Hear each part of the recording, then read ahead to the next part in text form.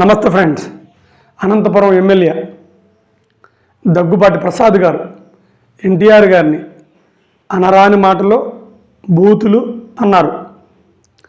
అయితే దీని మీద ఇప్పుడు సర్వత్రా లోకేష్ గారు ఏమి చర్య తీసుకుంటారు అనే దాన్ని సమాజం మొత్తం చూస్తుంది. ముఖ్యంగా ఎన్టీఆర్ గారు ఫ్యాన్స్ చూస్తున్నారు. లోకేష్ గారు ఎందుకు చర్య తీసుకోవాలంటే అతను ఆ అనంతపురం రూరల్ ఎమ్మెల్యే ప్రసాద్ గారు తిట్టేటప్పుడు కూడా ఎన్టీఆర్ గారిని లోకేష్ గారిని అంత మాట అంటాడా, బాసు గారిని అంత మాట అంటారా, నేను వాళ్ళంతా చూస్తాను, ఆడి సినిమా ఆడదో, ఇలా రానా రకాలుగా ఇంకా డాష్ డాష్ బూతులు అన్నారు. అందుకని దీని మీద లోకేష్ గారి అభిప్రాయం ఏంటి అనేది చాలామంది ఆలోచిస్తున్నారు. సరే, ఇంక మ్యాటర్లోకి వద్దాం. నేను ఇంక దీని గురించి జస్ట్ ఒక 4-5 నిమిషాలు లేదా 4 నిమిషాలు కొంచెం నాకు తెలిసినంత మేరకు చెప్పాలనుకుంటున్నాను. చెప్పే ముందు చిన్న రిక్వెస్ట్, కొత్తగా ఛానల్ పెట్టాను, కొంచెం సబ్స్క్రైబ్ చేయండి, నచ్చితే లైక్ చేయండి, కుదిరితే కామెంట్ చేయండి. నమస్తే ఫ్రెండ్స్. ఆయన లోకేష్ గారి దగ్గర స్వామి భక్తి చూపించుకోవడానికి ఎన్టీఆర్ గారిని తిట్టారు. లోకేష్ గారు కూడా మాట్లాడుతూ ఇలా ఒక మాట అన్నారు. ఏంటంటే అది, మన గవర్నమెంట్లో మహిళలకు అధిక ప్రాధాన్యత ఇస్తాం, మహిళలని సినిమాల్లో కించపరిచిన, సీరియల్లో కించపరిచిన వాటి మీద చర్యలు తీసుకుంటాం, వాటిని అవసరమైతే బ్యాన్ చేస్తాం, ఇది మహిళా ప్రభుత్వం అని చెప్పారు. మంచిది. ఇప్పుడు ఒకప్పుడు ఆయన లోకేష్ గారి తల్లి గారిని వైసీపీకి సంబంధించిన ఒక నాయకుడు కొన్ని బూతులు అన్నారు. అప్పుడు అందరం కూడా బాధపడ్డాం. అలా ఆయన అన్నందుకే వైసీపీకి ఎంతో కొంత డ్యామేజ్ జరిగింది, అతనికి కూడా డిపాజిట్ లేకుండా పోయాయి. ఇప్పుడు సేమ్ రిపీట్ కానుంది ఇది. మరి ఇప్పుడు ఈ విషయం మీద లోకేష్ గారు సీరియల్లో తిడితేనే, సినిమాల్లో తిడితేనే మేము మహిళలను ఒప్పుకోమని చెప్పిన లోకేష్ గారు మరి ఇప్పుడు అతను ఏం చర్యలు తీసుకుంటారు? పైగా అతను ఏదో నార్మల్గా తిడితే పర్వాలేదు, లోకేష్ గారిని కించపరుస్తారా, లోకేష్ గారిని అంటారు అంటే మీ పేరు పదే పదే వాడారు. అంటే దీన్ని బట్టి సమాజంలోకి ఏమి వెళ్ళిద్దంటే లోకేష్ గారు ఏమైనా ఎంకరేజ్ చేశారా అనే ఛాన్స్ ఉండిద్ది. అతను ప్రసాద్ గారు మీకు భక్తుడైతే కావచ్చు, లోకేష్ గారు ఇది మీకు మంచి ఛాన్స్ అని నేను ఎందుకు అంటున్నానంటే, ఎన్టీఆర్ గారికి ఫ్యాన్స్ ఉన్నారు. ఎన్టీఆర్ గారికి అన్ని హీరోలు ఫ్యాన్స్ కూడా సపోర్ట్ చేయడానికి రెడీగా ఉన్నారు.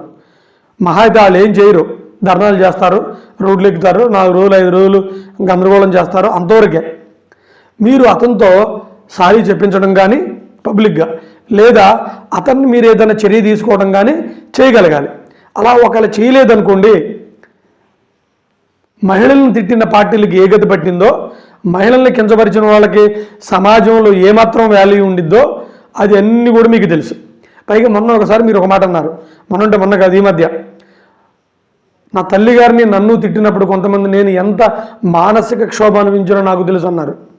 అందుకే ఇంకా ఈ రాష్ట్రంలో ఏ చెల్లికి కానీ తల్లికి కానీ అలా బాధపడకూడదని కూడా అన్నారు. మరి ఆవిడ మీకు ఒకళ్ళ చుట్టమో కాదు పక్కన పెడితే ఆవిడ ఒక స్త్రీమూర్తి, ఆవిడని అంత మాట అనడం మాత్రం అది తప్పు. అందుకని ఇప్పుడు ఆ బాల్ మీ కోర్టులో ఉంది, అది మాత్రం మీరు కొంచెం అతన్ని ఇంకొక మ్యాటర్ కూడా ఉంది.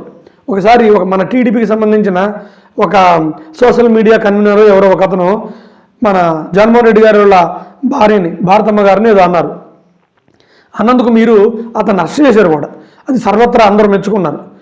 ఇప్పుడు జగన్మోహన్ రెడ్డి గారి భార్యనంటే అరెస్ట్ చేశారు, మరి ఎన్టీఆర్ గారు వాళ్ళ తల్లి గారిని అంటే మీరు పట్టించుకోరా?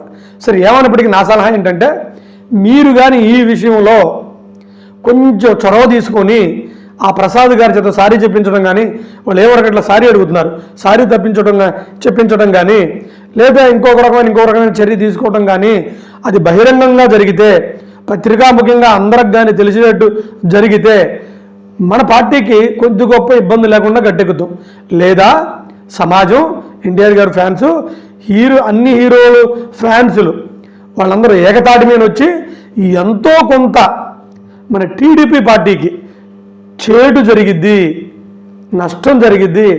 అందుకని కనీసం మీరు ఇప్పుడు బాల్ మీ కోర్టులో ఉంది కాబట్టి మీరు ఇది మంచి అవకాశం, నాకు ఏ తల్లి అయినా ఒకటే, నాకు ఏ ఆడబిడ్డ అయినా ఒకటే అని మీరు అతనికి ఏదన్నా చిన్నపాటి పనిష్మెంటో సారీలు చెప్పించడమో జరిగితే మన పార్టీకి కొద్ది గొప్ప, అది టీడీపీ పార్టీ కొద్ది గొప్ప నష్టం జరగకుండా ఉండే ఛాన్స్ ఉండిద్ది. అందుకే ఇది మీకు మంచి అవకాశం.